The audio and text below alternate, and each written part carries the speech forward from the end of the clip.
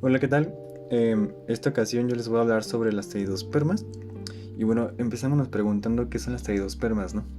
Como pueden ver, existen varias definiciones para este grupo de plantas, pero la mayoría coinciden que se trataban de plantas tipo lecho, con grandes frondas y hasta algunas lignificadas, ¿no?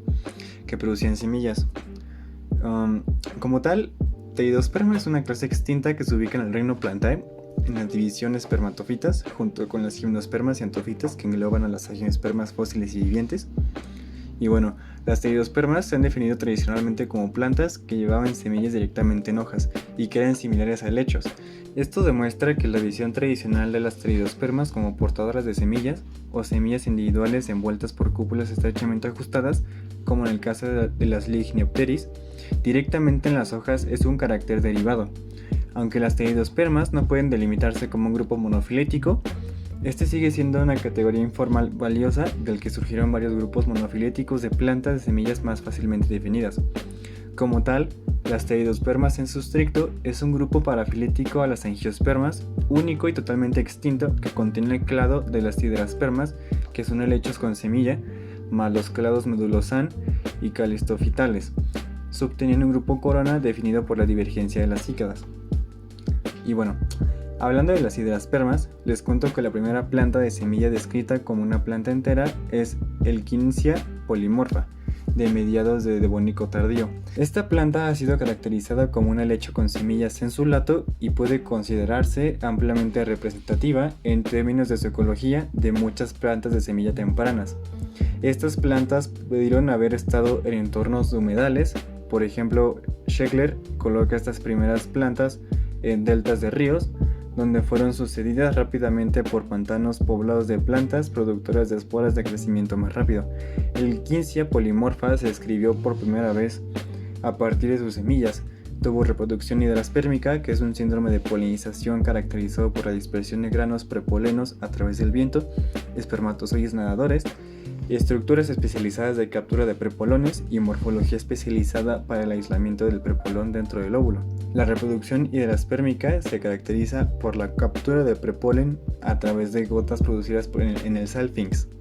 Este prepolen nadaba hasta el óvulo y una vez ocurría la fecundación, la columna central era empujada por el desarrollo del gametofito hasta que bloqueaba la base del salpinx. Noten en los diagramas propuestos por varios autores que la columna central parece embonar en la base del salpinx. La hidraspermia se caracterizaba por los prepolones y fue el primer síndrome en aparecer en teridospermas. A partir de este surgieron otros como las calistofitas, que si bien fueron muy parecidos, ya no contenían los granos prepolones. Actualmente se sigue conservando vestigios de esta polinización en gimnospermas. Siguiendo con las primeras teridospermas, estas habitaron tanto a finales del Devónico como a inicios del Misisípico. Parecen haber sido formas oportunistas, centradas ecológicamente en ambientes perturbados. Y bueno, ambientes perturbados los autores se refieren a inundaciones o eventos volcánicos que crearon oportunidades para la sucesión primaria. Estas plantas tenían un crecimiento rápido, inicio temprano de la reproducción, morfologías de brotes adaptadas y producción de un gran número de semillas pequeñas y altamente dispersables. Los taxones representativos son Elquinsia, Lacea, Triradioxylon y Tristichia. Escocia es quizá el área más conocida por los depósitos fósiles terrestres tempranos y medios del Mississippi de Euroamérica. Los dos grupos clásicos de teridospermas del Pensilvánico son los órdenes Lignopteridales y Medulosales. Los medulosales tenían diferentes morfologías y formas de crecimiento. Están documentadas las enredaderas trepadoras o las morfologías similares a las lianas, las formas de árboles inclinados, denominados por diversos autores como no autosuficientes, y los árboles independientes o que sí se erguían, que no les ganaba el peso. Los lignopteridales se interpretaban como una planta de viña o liana con pequeños diámetros de tallo y placas escleranquimatosas en los tejidos corticales. Las plantas más grandes, basadas en los diámetros de tallo de especímenes permineralizados, se han reportado entre el Pensilvánico y Pérmico en Alemania y Francia. En esta zona, Zerzel reportó tallos de medulosa con diámetros de hasta 26 centímetros, con peciolos de 16 centímetros de diámetro y gilema secundario masivo. Las peltaspermas se distribuyeron ampliamente en los trópicos del Pérmico temprano hasta el tardío en las regiones templadas, pero alcanzaron hasta el Mesozoico con el grupo de los caliptéridos. Los miembros de todos estos grupos de plantas son abundantes en el suroeste de Estados Unidos, que sería Arizona, Kansas, Nuevo México, Oklahoma y Texas, lo que puede servir como modelo para los aspectos básicos de su paleoecología. Estas plantas se colocan principalmente en ambientes de ribera, en pequeños lagos, grietas o depósitos de agua o en canales de flujo activo. En algún momento, las peltaspermas parecen haber escapado de la restricción de los ambientes húmedos y radiaron morfológicamente para ocupar ambientes estacionalmente secos. Y bueno, como ya lo he ido comentando, las pteridospermas eran morfológicamente diversas y mostraban una amplia gama de formas de crecimiento. Algunos taxones eran árboles pequeños o medianos, otros eran grandes, algunos no lograban sostener su peso y otros eran verticales de tallos masivos. Por ejemplo, hasta 48 centímetros de diámetro el meduloso Stellata bargigantea. Autores como Mossbrugger, basado en análisis biomecánicos de tallos, sugieren que los árboles más grandes pudieron haber tenido hasta 13 metros de altura. Otras pteridospermas parecen haberse apoyado en árboles más grandes, algunas se mezclaban con la vegetación circundante, otras crecían en grupos densos en los que se apoyaban entre sí, entrelazando tallos y follaje u hojas.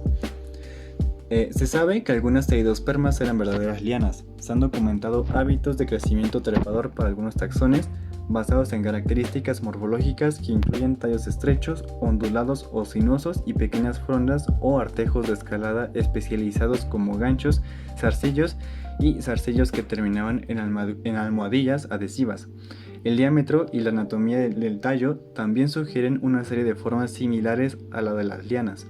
Aunque los fósiles pueden haber proporcionado información valiosa sobre anatomía interna, biomecánica y fisiología, rara vez proporcionan una base sólida para interpretar los hábitos de crecimiento. Las características particulares, por ejemplo, tallos estrechos, ondulados, entrenudos largos, pequeñas frondas compactas y orientación de las frondas hacia un lado, pueden indicar una forma de vida similar a las lianas. Si los tallos son cortos, todavía pueden ser mecánicamente estables y las plantas pueden haber sido autosuficientes. Desafortunadamente, incluso en los especímenes grandes de tallo-follaje, a menudo no pueden proporcionar evidencia inequívoca. Y bueno, la evidencia de formas de crecimiento similares a las viñas o lianas en las pteridospermas se observa a lo largo del Paleozoico tardío.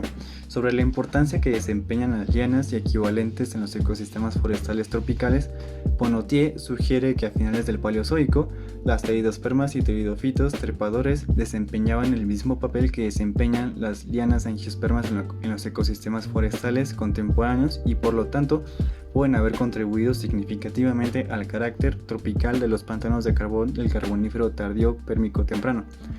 Krings y colaboradores plantean la hipótesis de que las mariópsidas, basándose en su abundancia local en el registro fósil, pudieron haber contribuido considerablemente a la complejidad estructural de la vegetación de los pantanos de carbón del Paleozoico tardío. Sobre la base de la información acumulada en la actualidad, el número de taxones con hábitos de crecimiento trepador parece haber aumentado durante el Estefaniano. La capacidad de alcanzar una posición óptima en la vegetación, es decir, donde hay suficiente luz y espacio libre disponible, con una gran superficie fotosintéticamente activa, con tiempo de crecimiento bastante corto, pero sin producir mucha biomasa de tallo, es la ventaja decisiva del hábito trepador. Los bordes de los bosques y las aberturas temporales, por ejemplo brechas de caída de árboles, son hábitats preferidos de crecimiento para viñas y lianas porque proporcionaban suficiente luz y amplios soportes adecuados que permitían un rápido ascenso a dosel. Finalmente, un resumen de lo que se ha hablado a lo largo del video. Esta es una reconstrucción de un bosque del Carbonífero tardío de un paleoartista. En esta reconstrucción nosotros podemos observar gran parte de lo que se ha mencionado. Árboles erguidos, caídos, un ambiente húmedo que era característico de las pteridospermas, a excepción de las peltaspermas, lianas, frondas grandes y plantas trepadoras. Y bueno, eso sería todo de mi parte, aquí les dejo las referencias. Muchas gracias.